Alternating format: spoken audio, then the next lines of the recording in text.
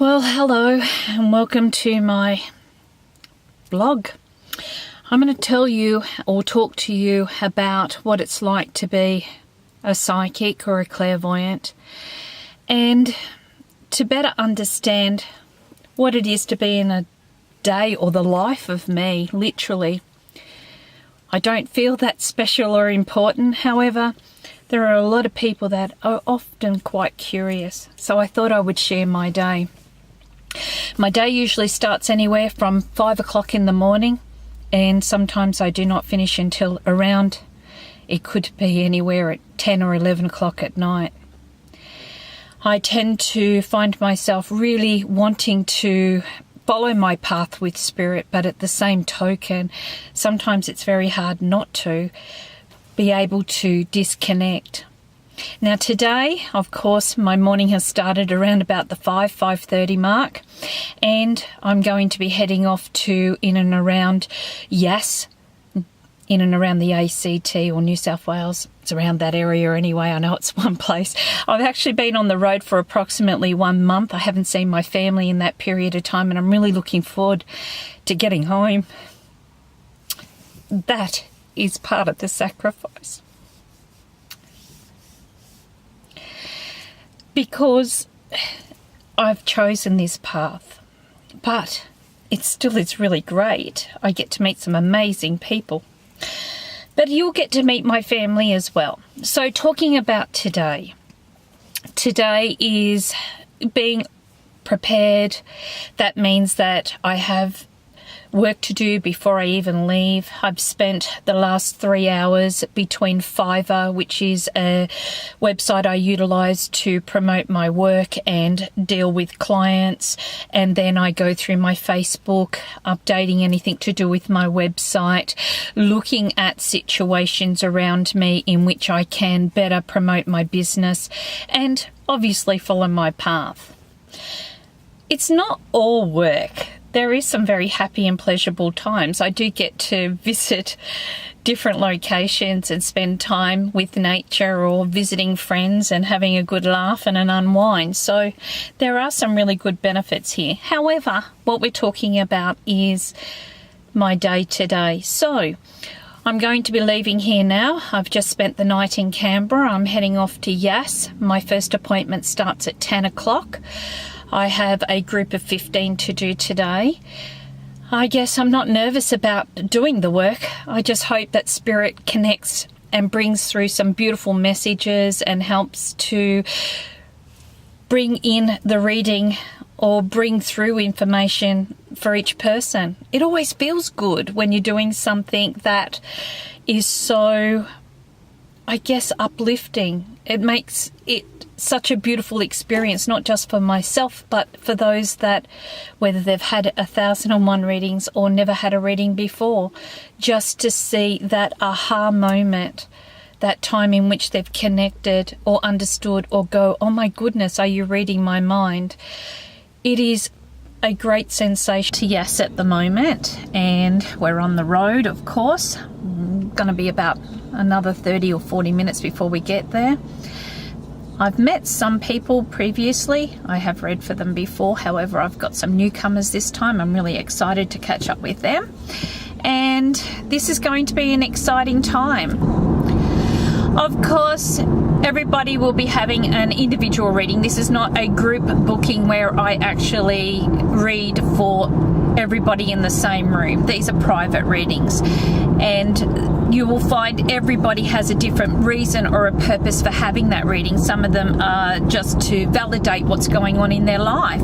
Sometimes they're just curious about what's coming up.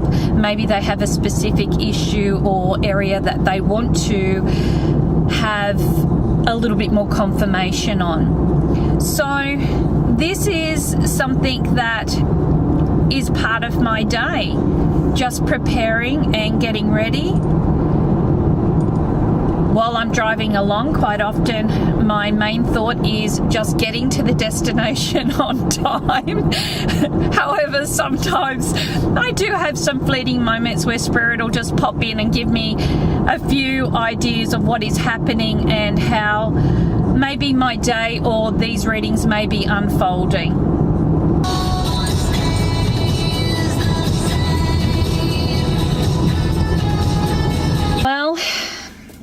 has been it. So I started this morning at 10 o'clock. It's now almost 4:15 in the afternoon. I've met the most amazing people today. It was beautiful, just bringing through beautiful connections and readings, and yeah, there was a few tears and a lot of laughter, but this is what makes my life so worthwhile, those connections. And even though now I've got about a 4-hour journey to get back home, I'm really looking forward to seeing my family and spending some quality time unwinding. And that is what something is very, very different from other jobs or professions. We can tend to find ourselves unable to really come down straight away. So the journey home, I may have a few little tears. I may go through a sense of replaying the day for myself, or I'll go through a sense of just listening to some fantastic music and just chilling out.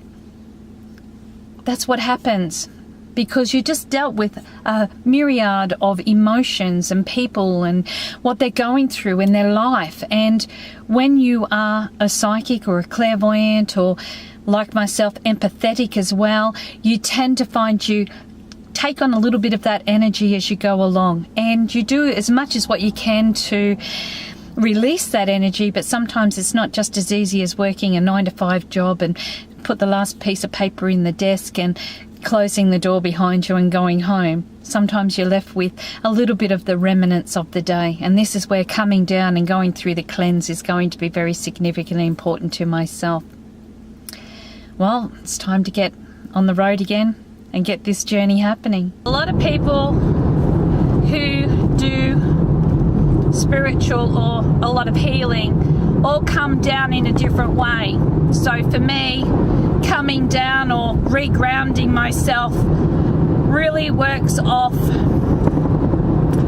not eating prior to doing my readings. This sounds a little bit harsh, but when you have a full stomach, for me, over doing 30 years of working in the industry that I have, it's become a bit of a ritual. So I'll have something very light, maybe a couple of cups of coffee. That'll start, getting me into feeling a lot more comfortable. But I find that if I got something too heavy in my stomach when I'm doing, especially like today, for instance, 14 readings, and they're all back to back, I don't really, it comes down to working with your energy and knowing who you are and what works best for you. Keeping yourself well rehydrated, whether this is drinking plenty of water. For me, it's generally a good cup of black coffee before I start the reading, and throughout that time I'll hydrate with water. And as I've said, it is about working out how your energy works, because you can be both ways. You can come out of it feeling quite depleted or energetically feeling very low after you've finished your day of readings, or you can come out feeling hyper, and that generally is me. I come out on this high and I'm like, oh my God, here I am, I'm still wired for sound. So finding that happy medium works. Otherwise you'll find you just don't learn how to turn off. And if you can't come back down to ground, that can be emotionally, physically, spiritually, and mentally quite exhaustive.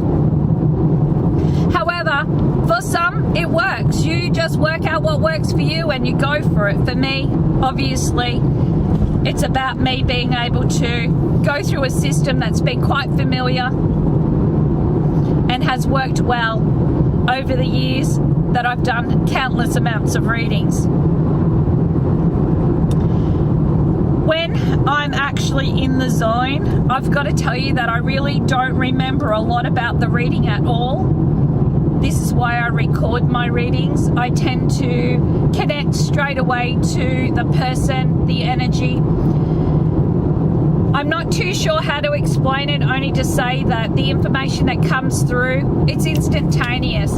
Even though I do start my reading with tarot, I tend to find that enables me to make the initial connection. However, Spirit's information can come through very sporadic. It might come through 1 or 2 times or 3 or 4 times throughout that reading, giving very significant and very important information. which is relevant to the person receiving the reading. However, if you were to sit there and be totally connected to upstairs for a duration of 20 minutes or 30 minutes or an hour, you would be burnt out. You know, they work on a higher vibration than us. So this is about also taking care of you as well, making sure you don't create a disease within the body. And this means learning how to ground yourself, learning how to take time out. You know, I'm a number one workaholic, for goodness sakes. You know, circumstances have changed in my life over the years, and I guess my solace has been work. However, my family are very respectful of this, and I do miss them. And like I said, it's been practically a month since I've had a chance to spend time with my family. And you'll get to meet them over this time. I'm home for a full week, so I'm really enjoying the fact that I'm going to have a chance to catch up for dinner or lunch and have a great laugh and a great chat and find out what's been going on with them. Not that I don't communicate in between, we do, but we all have different lifestyles.